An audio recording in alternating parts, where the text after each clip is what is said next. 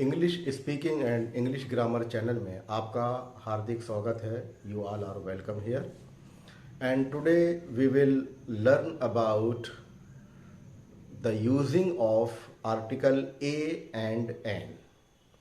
इसके first part में हमने देखा था कुछ एग्जाम्पल्स के ज़रिए कि किसी भी सिंगुलर नंबर नाउन के पहले जब हम आर्टिकल ए और एन का प्रयोग करते हैं तो उनका प्रयोग किस बेस पर, किस आधार पर होता है। जब हमारा काउंटेबल सिंगुलर नंबर नाउन के पहले ए और एन को यूज़ करने की बारी आती है तो हम देखते हैं कि उस नाउन का उच्चारण क्या है। ये शब्द की बिगिनिंग पर डिपेंड नहीं करता, ये करता है उस नाउन के उच्चारण पर कि उस नाउन का उच्चारण क्या है। तो आइए कुछ ऐसे, और इसमें जो एग्जामिनेशंस में हमारे स्टूडेंट्स जो देख पाते हैं या गलती करते हैं उसमें सिंपल जो आर्टिकल के यूज़ हैं उनका प्रयोग नहीं पूछा जाता, बल्कि जो एक्सेप्शंस होते हैं, अपवाद होते हैं, उनका प्रयोग अक्सर पूछा जाता है। जैसे आई सा अ बॉय, मैंने एक लड़का देखा, तो अ बॉय, यहाँ बॉय के पहले हमने ए लगाया। तो इसमें इस तरह के जो सिंपल सेंटेंसेस होते हैं अक्सर वो परीक्षा में नहीं पूछे जाते, बल्कि वे सेंटेंसेस पूछे जाते हैं फिल इन द ब्लैंक्स में, डू एज डायरेक्टेड में, कि जिनके एक्सेप्शंस ज़्यादा होते हैं। आइए हम कुछ वेल नोन एक्सेप्शंस को देखते हैं जो अक्सर हमारे एग्जामिनेशन में पूछे जाते हैं और हमारे विद्यार्थी, हमारे स्टूडेंट्स उसमें गलती करते हैं। तो first of all we will say article का प्रयोग सिंगुलर काउंटेबल नाउन के साथ में किया जाता है। अब ये देखेंगे यहाँ पर कि परीक्षाओं में एक्सेप्शंस यानी अपवाद पूछे जाते हैं। वो सिंपल सेंटेंसेस नहीं होते, बल्कि अपवाद के जो सेंटेंसेस होते हैं वो पूछे जाते हैं। एग्जाम्पल में अ यूनिवर्सिटी, अगर हम इसमें बिगिनिंग देखेंगे, बिगिनिंग ऑफ द वर्ड देखेंगे तो इसका प्रारंभ यू से हुआ है, लेकिन यहां पर यू का प्रारंभ अम्ब्रेला में भी होता है, लेकिन वो स्वर को उच्चारित करता है। तो हमें ये देखना है कि अगर उस वर्ड का, दिए हुए वर्ड का उच्चारण व्यंजन है यानी कंसोनेंट है, तो कंसोनेंट के पहले हम ए लगाते हैं और जो स्वर का उच्चारण होता है, वॉवेल का उच्चारण होता है, उसके पहले हम एन लगाते हैं। तो यहां सारे वर्ड्स देखिएगा, ये अपवाद स्वरूप यहां पर लिखे गए हैं। A university, a union, a uniform, a European man, a utensil, a one eyed man, a 1 rupee note, a user, a united country. अर्थात हमारे किसी सेंटेंस में ये वर्ड अगर आते हैं तो उसमें हम यूज करेंगे, वो आर्टिकल होगा ए का। अब यहां पर देखेंगे कि बहुत सारे वर्ड जो हमने यहां पर लिखा हुआ है, इसमें खास तौर पे एन, एयरएस, इसमें एच जो है वो साइलेंट होता है। इसी प्रकार से ऑनर में भी एच साइलेंट है और आर्ली रिपोर्ट में भी एच साइलेंट है। तो इसका जो बिगिनिंग लेटर है वो एच है, कंसोनेंट है, लेकिन इस कंसोनेंट का उच्चारण नहीं होता। अंग्रेजी में we know very well there are lot of words which have different pronunciation according to their writing और स्पेलिंग। उसमें बहुत से वर्ड्स साइलेंट होते हैं, उनके भी कुछ एक्सेप्शंस हैं, कुछ अपवाद हैं और कुछ नियम हैं। किसी नेक्स्ट वीडियो में हम उसकी चर्चा अवश्य करेंगे। यहाँ पर जो वर्ड, जो लेटर यहाँ साइलेंट हो रहा है वो एच है। इन 4 वर्ड्स में एच साइलेंट है और इसका उच्चारण जो है वो वॉवेल से हो रहा है, स्वर से हो रहा है। इसलिए an heir's, an honour, an early report, an hour's delay, an MLA. अब ये एग्जाम में अक्सर पूछा जाता है। अब इसमें आप देखेंगे कि जो इसका दिखावटी लेटर है वो एम है, जो कि कंसोनेंट है, किंतु जब हम इसको पढ़ेंगे, जब हम इसको उच्चारित करेंगे, जब हम इसका उच्चारण करेंगे तो वो उच्चारण होगा मा, ला, आ नहीं होगा। मा अगर होता तो मैंने पिछली वीडियो में आपको बताया था एक कविता कि जब भी मुंह खोलो और कुछ बोलो, हमारी जबान हो और होंठ ना टकराए तो एन लगाओ और टकरा जाए तो ए लगाओ। तो यहां पर हम जब स्टार्टिंग करते हैं एम, तो जो हमारी जो बिगनिंग हो रही है, हमारी जो शुरुआत हो रही है, शुरुआत में हमने देखा ए, तो ये जो हमने उच्चारित किया एकदम बिगनिंग में, एकदम स्टार्टिंग में, एकदम शुरुआत में किसी वर्ड के, तो हमारे होंठ और अंदर की जबान हमारे तालू से नहीं टकराना चाहिए या हमारे हलक से नहीं टकराना चाहिए।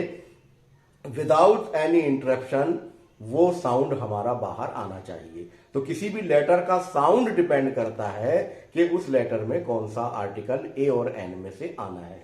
तो यहां हमने देखा ए, तो एम हमने बाद में बोला, मां बाद में लगा, हमारा जो होंठ बाद में लगा, लेकिन स्टार्टिंग में हमने ना जबान कहीं टकराई ना होंठ कहीं टकराए, तो हमने यहां पर यूज किया an M L A, an M A, an S P, an X ray, an NCC, cadet, an R. इसी प्रकार से इसमें जो वर्ड्स होते हैं, यहां पर देखिएगा ये जो लास्ट वर्ड हमने लिखा वो एन आर लिखा हुआ है।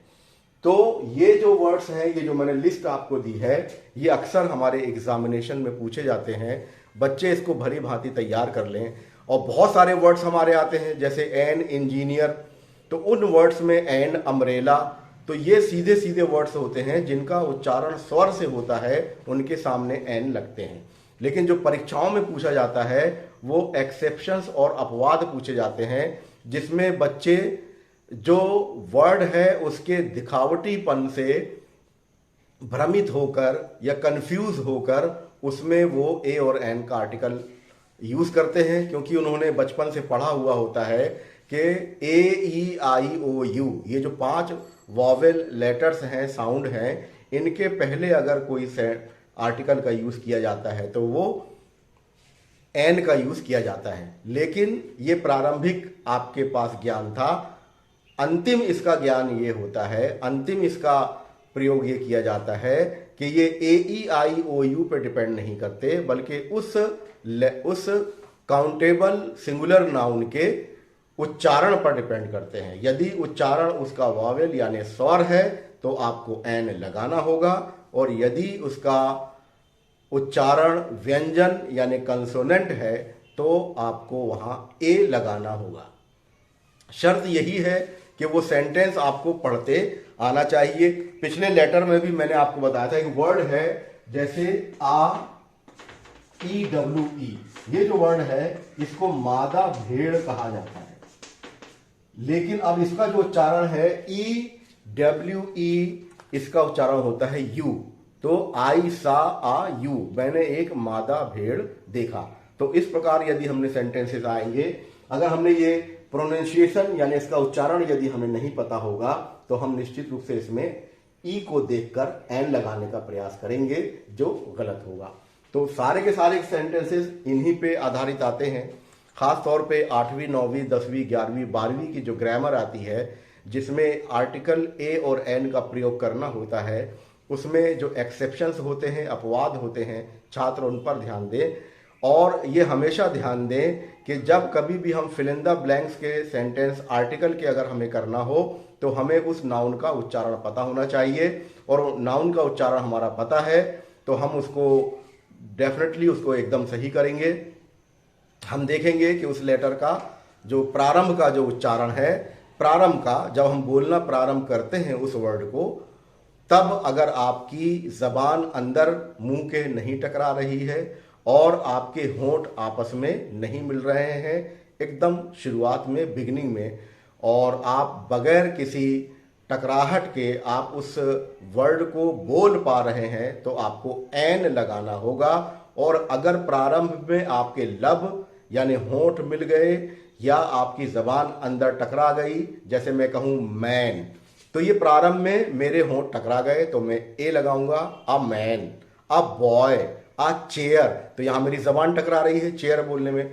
तो जहां पर स्टार्टिंग में आपको लगा अ टेबल, टेबल अगर मैंने बोला तो मेरी जबान अंदर टकरा गई तो मैं अ टेबल बोलूंगा। अ कॉपी, तो कॉपी में भी मेरी जबान अंदर टकरा गई। तो इस तरह के सारे वर्ड्स जो हैं वो अगर हमारे होंठ टकरा रहे हैं, अब पेन, तो पेन बोलने में मेरे लब टकरा गए, तो आप निश्चिंत रहिए, आपसे जीवन में कभी भी गलती नहीं होगी यदि आप यह कविता याद कर लेते हैं। और वो कविता है, जब भी मुंह खोलो और कुछ बोलो, आपके होंठ और जबान ना टकराए तो एन लगाओ, और टकरा जाए तो ए लगाओ।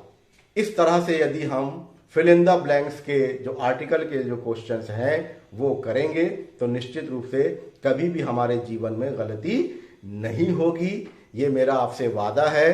केवल शर्त आप याद रखिए कि उस काउंटेबल सिंगुलर नाउन को पढ़ते बनना चाहिए। इसमें बहुत ज़्यादा स्पेलिंग साइलेंट होने का आपने एग्जाम्पल देखे होंगे बेशुमार के कौन कौन से लेटर साइलेंट होते हैं, तो मैंने साइलेंट होने का आपको बताया हुआ है। इससे बाहर ज़्यादा कुछ नहीं आता। और भी अगर कुछ एग्जाम्पल ऐसे हों तो छात्र मुझसे डिस्क्रिप्शन बॉक्स में उसको लेटर को लिखकर वो मुझसे पूछ सकते हैं, या मुझे फ़ोन करके वो मुझसे मालूम कर सकते हैं। मैं प्रयास करूँगा कि उन्हें आर्टिकल ए और एन के प्रयोग में कभी भी कोई समस्या ना आए। उम्मीद है आप मेरा ये वीडियो दिलचस्पी के साथ और इंटरेस्ट के साथ देख रहे होंगे। आपको अच्छा लग रहा हो तो प्लीज़ इसको सब्सक्राइब करिएगा। जो मैं 9th 10th 11th 12th की जो ग्रामर है उसके ज़्यादातर पोर्शन लेने की मैं कोशिश करूँगा। And I will also teach you how to speak in English, और अंग्रेज़ी में कैसे बात करें इसकी भी हम बीच बीच में आपको वीडियोस देते रहेंगे। तो इसको लाइक करिए, सब्सक्राइब करिए। Thank you very much. Thank you for watching me. Thanks a lot. Have a nice time. God bless you.